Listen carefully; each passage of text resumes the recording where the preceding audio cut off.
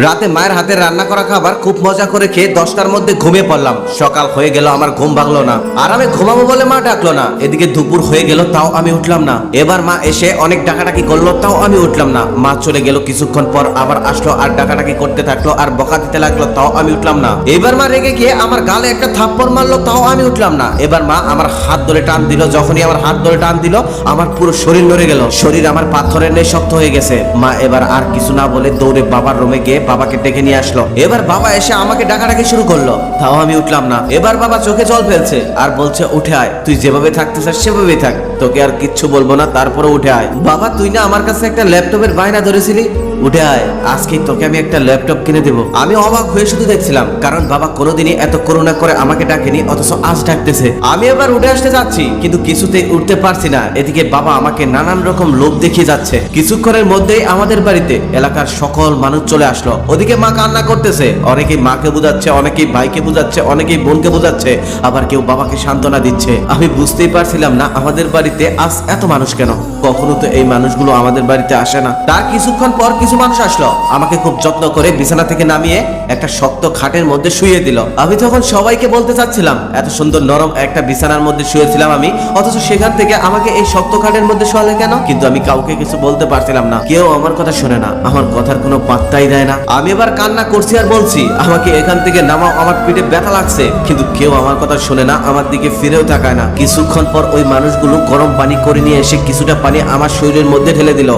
সেই গরম পানিতে আমার পুরো গা পুড়ে গেল। আমি চিৎকার করে বলছি, এত গরম পানি আমার সহ্য হয় না, এগুলো আমার শরীরে দিও না। কিন্তু কেউ আমার কথা শুনলো না। পরে অবশ্য আমাকে খুব যত্ন করে গরম পানি দিয়ে ডলে ডলে সুন্দরভাবে গোসল করিয়ে দিল। কিন্তু আমার ভারী কষ্ট হচ্ছে। আমি কান্না করছি আর বলছি, আমাকে এত জোরে ডলা দিও না, আমাকে আর গরম পানি দিও না, আমার সহ্য হচ্ছে না। কিন্তু কেউ আমার কথা শোনে না। এভাবে অনেক সময় ধরে গোসল করালো আমায়। তারপর গোসল শেষ করার পর নতুন একটা গামছা দিয়ে আমার পুরো শরীর সুন্দর করে মুছে দিল। গোসল শেষ করার পর আমি খুব খুশি হলাম। আমি এবার মনে মনে ভাবলাম, যাই হোক, গোসল শেষ, এখন হয়তো আমাকে আমার বিছানায় শুইয়ে দিবে। কিন্তু ওরা আমাকে আর ঘরে নিল না। আমাকে লোহার একটা শক্ত কাঠে শুইয়ে দিল, নিচে একটা চাদরও দিল না। কিছুক্ষণ পর একদল লোক এসে নতুন সাদা কাপড় নিয়ে এসে আমাকে পরিয়ে দিল। এদিকে মা কান্না করছে, বারবার আমার কাছে এসে আমার মুখে হাত বুলাচ্ছে। এত আদর মা আমাকে আর কোনোদিনই করেনি। একে একে আমাদের বাড়ির সবাই যখন কান্না করছে, আমি তখন তাদের কাছে গিয়ে তাদেরকে থামতে বলি, তাদেরকে বলি, কেন কান্না করছো? কেউ আমার দিকে ফিরেও তাকায় না। এক পর্যায়ে রাগ করে গলায় বাদ দিয়ে দিলাম। আমি এত করে কান্না থামাতে বলছি, অথচ কেউ কান্না থামায় না, আর বেশি বেশি কান্না করছে। একটু পর কয়েকজন লোক এসে আমার পা আর মাথা বেঁধে দিল। আমি কত করে নিষেধ করলাম, এভাবে আমাকে বেঁধো না, কিন্তু কেউ আমার কথা শুনলই না। আমি একটা কথা কিছুতেই বুঝতে পারছিলাম না, আচ্ছা কেউ আমার কথা শুনছে না কেন? কেন সবাই আমার সাথে এমন করছে? আমাকে যখন খাটিয়া সহ 4 জন ধরে নিয়ে যেতে লাগলো, তখন মা এসে কান্না করতেছিল আর শক্ত করে খাটিয়ার মধ্যে ধরে বলতেছিল, নিয়ে যেতে দেব না। কিন্তু সবাই মাকে ছাড়িয়ে দিয়ে আমাকে নিয়ে গেল। বোন চুপচাপ দাঁড়িয়ে কান্না করছে, বাবা মাথায় হাত দিয়ে বসে আছে। আমাকে যখন খাটিয়া সহ নিয়ে যাওয়া হলো, সবাই আমার খাটিয়ার দিকে অবাক দৃষ্টিতে তাকিয়েছিল। কত করে বললাম আমাকে কোথায় নিয়ে যাও, আমি ওই দিকে যাবো না, কিন্তু কেউ আমার কথা শুনলো না। আমি যদি আগে একটু বেশি ঘুমাতাম, বাবা গালি দিয়ে বাড়ি মাথায় তুলে ফেলতো। অথচ আমি সেই রাত থেকে ঘুমাচ্ছি, আজকে বাবা আমাকে কিছুই বলছে না, দাঁড়িয়ে দাঁড়িয়ে শুধু কান্নাই করছে, একটা বকাও দিচ্ছে না।